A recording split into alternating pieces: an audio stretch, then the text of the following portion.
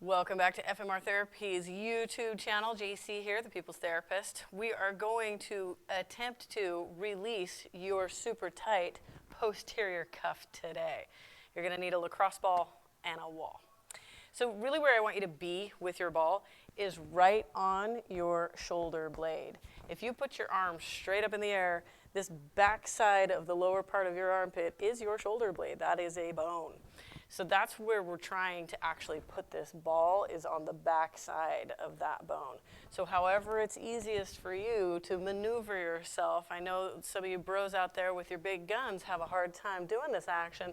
However you can get that ball back there, that's what we're aiming for, right behind the shoulder blade. The other thing that we're looking for is to really get after the rotator cuff. So you want kind of a pressure that's coming from under to go into that rotator cuff. So you want that pressure to come up like so into that rotator cuff and onto that shoulder blade. My ball's a little bit slippery today, not gonna lie, so hopefully this doesn't fall out of here, but we're gonna do this against the wall. You can totally do this against the floor. I just have an easier time, finding my actual shoulder blade and not putting too much pressure at first if I'm against the wall.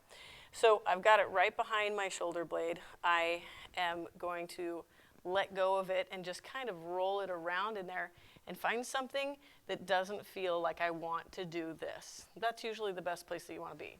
If it feels tingly, if it feels nervy, hot, sharp pain, avoid that and move to something else. But if it's kind of just uncomfortable but also kind of makes you feel good about it, then stay right there. Now we're going to get into some external rotation. So let's keep the arm low. We're going to go palm up here.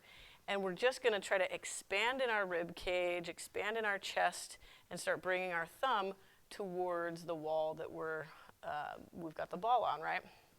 So I'm just wiggling my arm around here back and forth, back and forth. I can do this with a straight arm as well, just really turning my arm over, turning my arm under. So basically what we're doing is internal rotation, external rotation. And I'm really just using how it feels on the ball. If I can feel my muscles contracting with that ball back there when I get to this place, then I know I'm in the right spot, and then I can feel that I can let them relax when I come here.